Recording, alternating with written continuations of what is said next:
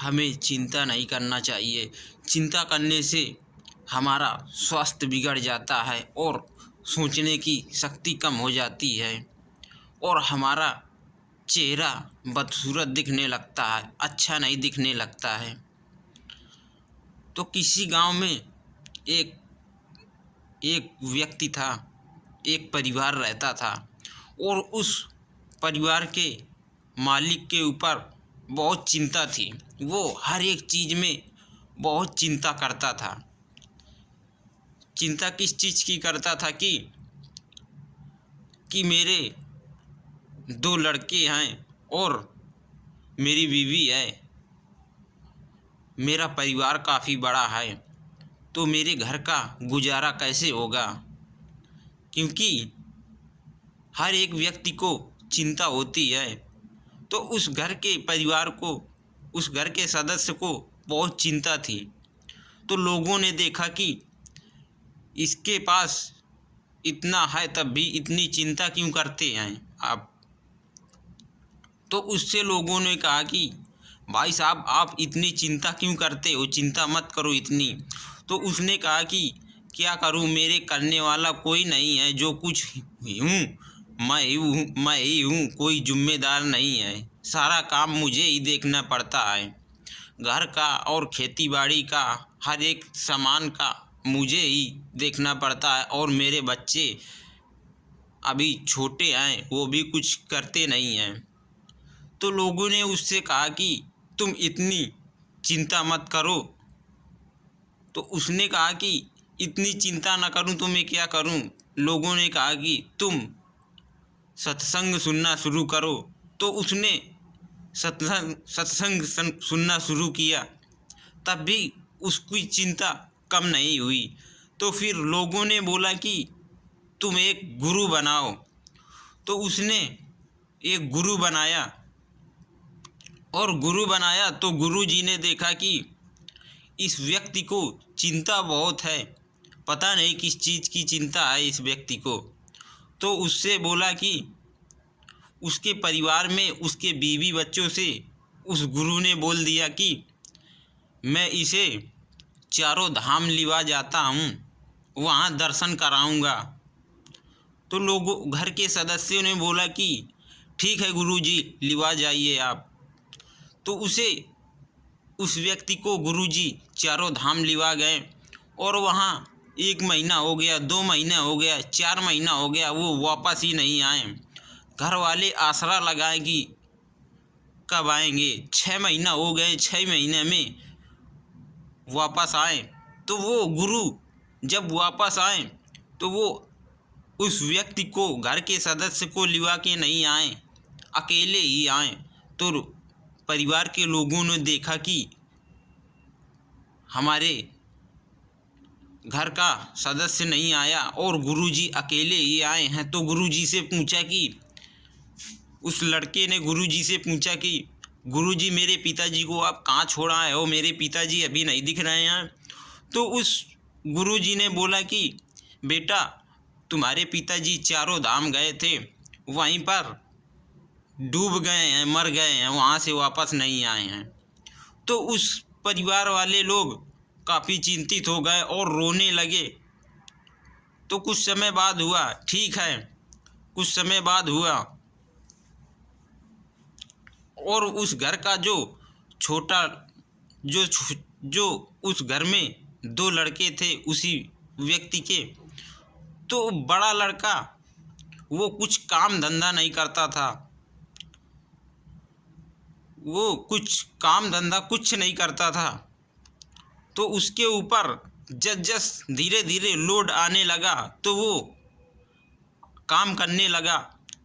कुछ बड़े पढ़ाई किए हुए था वो, और उसमें पढ़ाई किए हुआ था, उसको थोड़ा सर्विस मिल गई और वो नौकरी करने लगा, उसका घर अच्छी तरह से चलने लगा। फिर गुरुजी उसी के पास आए, देखा कि इस लड़के को अब नौकरी मिल गई है। इसके बाद फिर कुछ समय हुआ तो वो लड़का, बड़ा वाला लड़का, बड़ा वाला लड़का घर में था और वो उसके घर में काफ़ी विकास होने लगा। वो चुनाव की तैयारी करने लगा। देखा कि घर बन रहा है और एक गाड़ी भी आ गई है और चुनाव की तैयारी भी कर रहा था कि गुरुजी देखने आए। तो कहा कि लोगों ने कहा कि गुरुजी हम काफ़ी चिंतित में हैं, लेकिन ठीक है, जो कुछ हो रहा है अच्छा ही हो रहा है। और देखो कि अब हमारे साथ इतना बुरा हुआ, इतना हमारे साथ बुरा हुआ और तब भी हम लोगों ने अपनी हिम्मत नहीं हारी। गुरुजी ने कहा कि ठीक है बेटा, करते रहो काम, तुम आगे बढ़ोगे। फिर गुरुजी चले गए वापस। फिर वो लड़का जो कुछ नहीं करता था, उसके ऊपर इतना लोड हो गया कि वो चुनाव जीत गया और गांव का सरपंच बन गया, प्रधान बन गया। जब वो गांव का प्रधान बन गया तो गुरुजी देखने आए। गुरुजी उस व्यक्ति से मिले, उस लड़के से। तो उस लड़के ने बोला कि गुरुजी आपकी कृपा से बहुत अच्छा ही हो रहा है। देखो मैंने गाड़ी ले लिया और मेरा घर भी बन गया और मैं सरपंच भी बन गया। गुरुजी ने कहा कि ठीक है बेटा, अच्छा हुआ। फिर वो गुरुजी एक दिन फिर वापस आए उसके घर में, लेकिन गुरुजी फिर वापस आए तो अकेले नहीं आए, उसी व्यक्ति को लेकर के आए जिसको चारों धाम में डूब गया था, खो गया था। वही आदमी को लेके आए। तो लोगों ने, घर के सदस्यों ने उस व्यक्ति को देखा कि ये तो हमारे घर के ही व्यक्ति हैं। तो उन्हें देखा कि तो उनसे रोने लगे और बोले कि आप अभी तक कहाँ थे। तो गुरुजी ने कहा कि अगर इनको तुरंत ही मैं भेज देता तो इस घर में इतना विकास कैसे हो पाता। क्योंकि फिर वो जो आदमी खो गया था उसने कहा कि गुरुजी मैंने आज तक इतना मेहनत किया, इतना काम किया, लेकिन तब भी मैं अपना घर नहीं बनवा पाया और गाड़ी नहीं खरीद पाया। और देखो मुझे जाते समय लगा, लेकिन मेरा बेटा देखो कितना महान है। मेरा बेटा घर बनवा लिया और गाड़ी भी खरीद लिया और मैं टेंशन में ही रहता था। तो हम लोग टेंशन करते हैं, लेकिन टेंशन करने से हमारे टेंशन करने से हमारी स्मरण शक्ति कम हो जाती है और हमारे किस्मत में जो होगा वही, जो लिखा होगा वही होगा और हमें टेंशन नहीं करना है। क्योंकि दुख तकलीफ तो हर एक आदमी के पास आते हैं। भगवान श्री कृष्ण के पास, उनके पास भी दुख थे, लेकिन उन्होंने अपने दुखों को सुख में बदल दिया। वो हर समय दुखी नहीं रहते थे, मुस्कुराते रहते थे। और भगवान श्री राम, उनके पास तो इतना संकट आया कि उनकी माता जी ने ही उन्हें 12 वर्ष को वनवास भेज दिया। तब भी भगवान श्री राम हंस करके वनवास काट करके आ गए। तब भी उनको दुख तकलीफ इतनी नहीं पड़ी।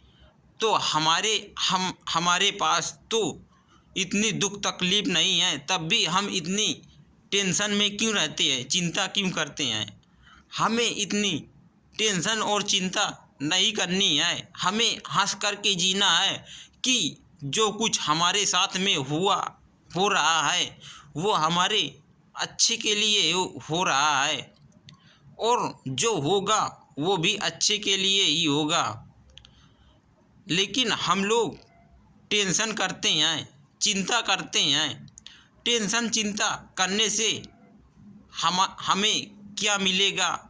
क्योंकि हमारे किस्मत में अगर पैसा आना लिखा है तो हमारे किस्मत में पैसा आना लिखा है तो आएगा, और नहीं आना लिखा है तो नहीं आएगा। और हम लोग इतनी टेंशन करते हैं, चिंता करते हैं। चिंता करने से क्या आपके हर एक समस्या क्या समाधान हो जाएगा? नहीं मेरे भाई, हमें चिंता करने से कोई भी समस्या का समाधान नहीं हो पाएगा। और यदि हमारे किस्मत में अच्छा लिखा है तो हमारे साथ अच्छा होगा, और हमारे किस्मत में बुरा लिखा है तो हमारे साथ अच्छा नहीं होगा, बुरा ही होगा। तो इसीलिए हम लोगों को टेंशन चिंता से दूर हो जाना है और भगवान के भरोसे सब छोड़ देना है।